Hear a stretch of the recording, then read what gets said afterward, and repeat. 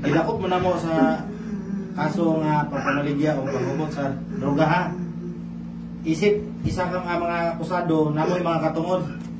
Nakumpiska ang tinatayang 204,000 pesos na halaga ng shabu at 2 gramo ng hinihinalang marijuana sa 3 na arestong suspects sa isinagawang joint buy-bust operation sa 19th 2nd Street, Barangay Nazaret, Cagayan de Oro City.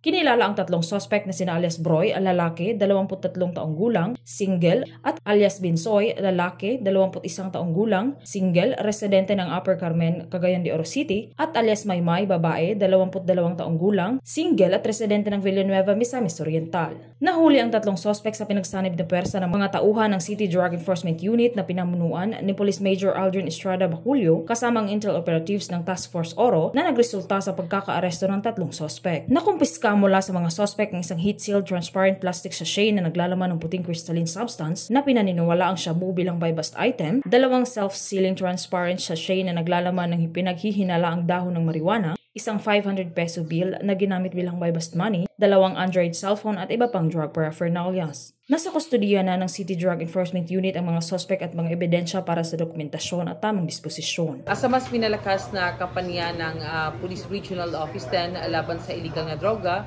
kami po ay nananawagan ng suporta at kooperasyon ng ating mamamayan kung meron po silang nalalaman ng mga tao na nagbebenta o gumagamit ng illegal na droga to report those information at ibibigay po natin sa ating kapulisan on the ground para po makamit na po natin yung drug-free community dito sa Northern Mindanao. Kasi po ang inyong kapulisan, hindi po tayo titigil hanggat hindi po natin nasabat na aresto yung mga taong may kinalaman sa proliferation ng illegal drugs dito sa Northern Mindanao.